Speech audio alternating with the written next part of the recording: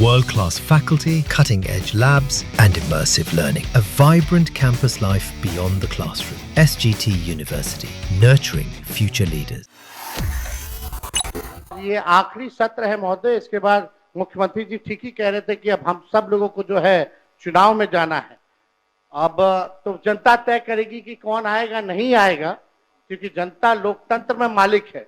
लेकिन सबसे बड़ी बात है कि वो जनता का वोटर लिस्ट से नाम ना कटे, तो ये सबसे महत्वपूर्ण बात है महोदय। तो इसी विषय पे जो है ज्यादा नहीं, हम 2 मिनट 3 मिनट में अपनी बात को जो है समाप्त करेंगे। लेकिन कल जो हुआ वो हम लोगों को ठीक नहीं लगा। हम लोग सब लोग एक ही मकसद से आते हैं, बिहार के विकास के लिए, बिहार के लोगों की तरक्की की बात हो, चाहे पक्ष हो विपक्ष हो। हम लोगों का साफ एक ही एम है, मकसद है कि हमारा राज्य जो है आगे बढ़े। कल अगर किन्हीं लोगों को, क्योंकि अब ये आखिरी सत्र है, तो इतने 5 साल में अगर हमसे भी कोई गलती हुई होगी या हमारे सदस्यों से कोई गलती हुई होगी, अगर ठेस पहुंची होगी, तो उसके लिए भी हम माफी मांगने के लिए तैयार है। तो इसमें बड़ी बात तो है नहीं महोदय। लेकिन ये दोनों तरफ से महोदय होना चाहिए था। कल जो भी बात हुई दोनों तरफ से जो है बातें होकर के आई हैं। अब हम नहीं चाहते कि बेकार की बातों पे हम लोग जो चर्चा करें, मुद्दे की बात पे जो है हम सब लोगों को जो है चर्चा करना चाहिए महोदय। कल जो हम बता रहे थे महोदय कि अगर बाहरियों की बात आई है तो इलेक्शन कमीशन कौन होता है तय करने वाला? वो तो भारत सरकार और केंद्र मंत्रालय का गृह विभाग का ड्यूटी है। इलेक्शन कमीशन का काम है निष्पक्ष चुनाव कराना, और इलेक्शन कमीशन ने एफिडेविट किया है सुप्रीम कोर्ट में 700 से भी अधिक पन्नों का, जिसमें कहीं भी जो है विदेशी शब्द का जिक्र नहीं है, नेपाली, बांग्लादेशी, म्यांमार का जिक्र नहीं है महोदय। और आप देखिएगा जो बीजेपी के भी जो बीएलए होते हैं, बूथ लेवल के जो एजेंट होते हैं, उन लोगों ने भी आज तक इसके बारे में शिकायतें नहीं की। ये सच्चाई है महोदय। बात अगर घुसपैठिया अगर आया भी है तो ये लोग खुद स्वयं सरकार अपने ऊपर पे सवाल उठा रही है।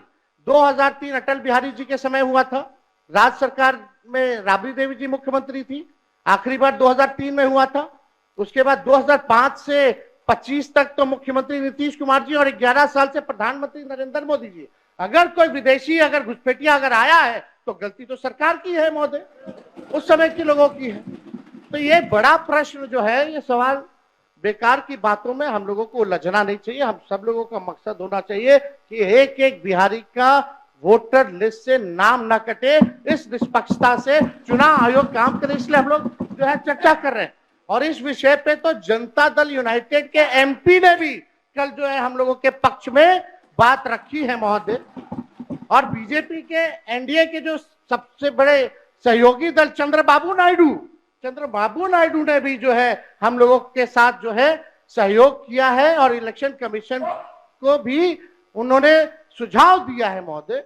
वो आप लोग भी, हम चाहेंगे कि कल मुख्यमंत्री जी बोल रहे थे तो हमको लगा कि मुख्यमंत्री जी जरूर इस पे बोलेंगे, पर हम चाहेंगे कि मुख्यमंत्री जी आश्वासन दे कि एक भी बिहारी का वोटर लिस्ट से नाम जो है नहीं कटने देंगे महोदय। क्योंकि जाति आधारित गणना जब हम लोगों ने कराया था तो 9 से 10 महीने लगे थे बिना डॉक्यूमेंट के, 9 से 10 महीने।